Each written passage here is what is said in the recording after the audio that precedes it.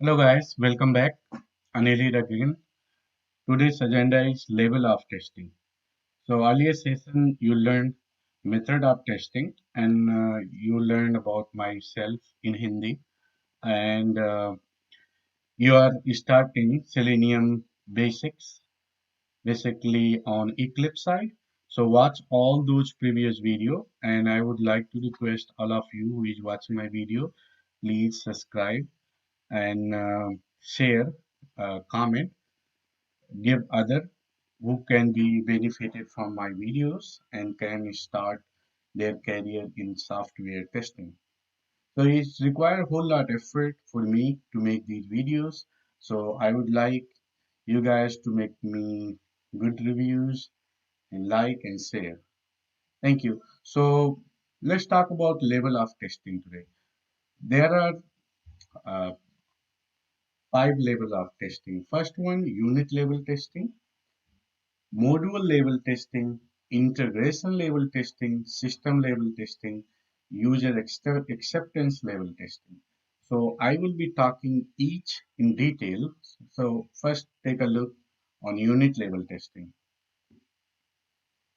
In this stage, the white box test engineers will test each and every unit developed as well as combination of units also. Like I said, if you haven't watched my first video, what is white box? So I'm not repeating that. Watch the testing method. You will come to know what is white box. Okay. Module level testing. In this stage, the black box test engineer will test the functional part of a module. For example, it is defined as a group of related features to perform one major task in an application. For example, you open the application, you have a bunch of tasks to do, group them together, and they related on. If you do first thing, then happen second, then happen third, like that. So that's called module level testing. And you have integration level testing. Let me tell you in the real world, integration meaning you are basically getting another system get integrated in your system. So that's called integration level testing. Definition wise, in this stage, the developer will develop the interface in order to integrate the modules.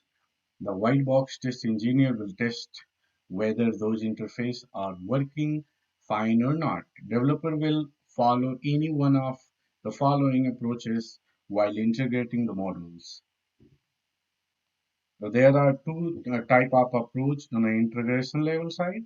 The top-down approach. In this approach, one will develop the parent module first, then they will develop the related child modules and integrate them. So you have the, for example, module 1 and then we have module 2 and 3. Module 2 has three functionalities. Module 4, 5 and 6. And here is the bottom-up approach. In this approach, the child module will be developed first and then the corresponding parent module will be developed and integrated. You have module 1, module 2 and module 3. So as you can see where the arrow is pointing, module 4, 5 and 6.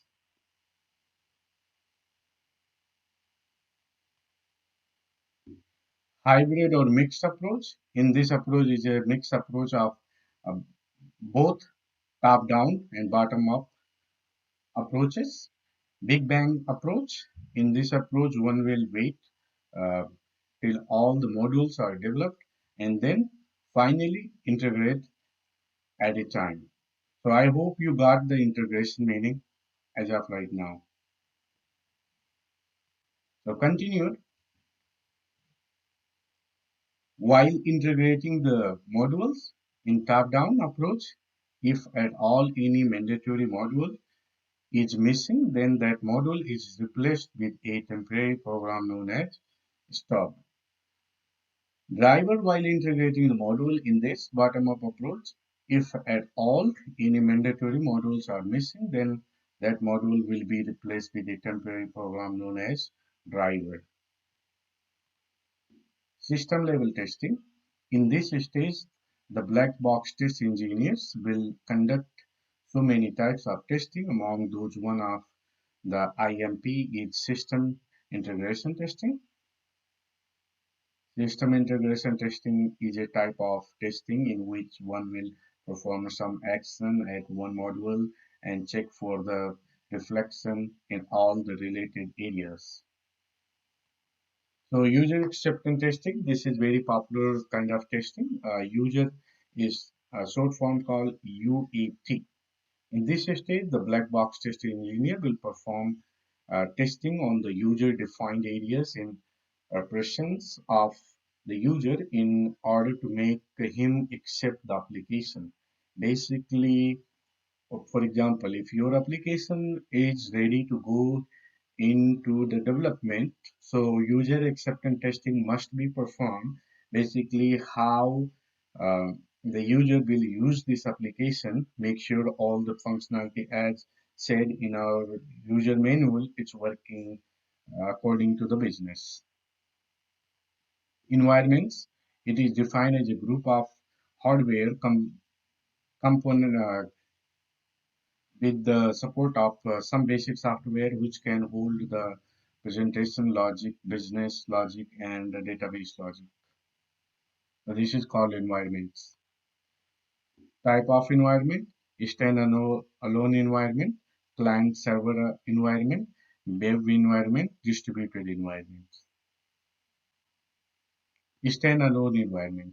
In this environment, only one tier will be there. All the three layers will be presented in that layer only. Whenever the application need to be used by a single user at a time, then this environment can be suggested. So this is related to stand-alone environment. Now, let's see what is client-server environment. In this environment, two tiers will be there. One is client and the other is for server.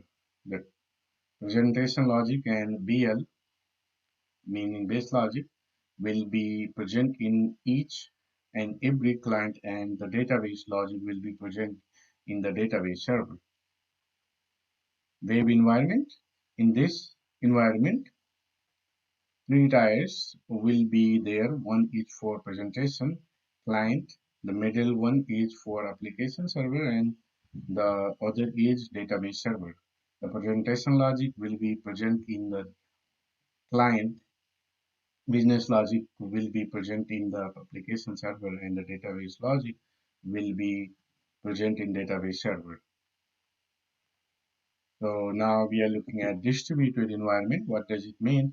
This environment is the same as the web environment, but the business logic is distributed among multiple application server in order to distribute the load number of users and increases the performance. We are here continued. There are two kind of client, one called thick client.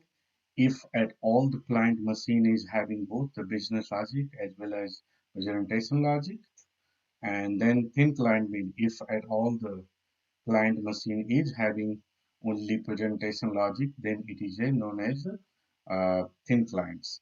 So this is an interview question also. Sometimes they ask you what does thick and thin client means. So this is all for this video. I hope you like my videos. If you do, please like, subscribe, comment, and share. I really appreciated you watching my video. Thank you so much.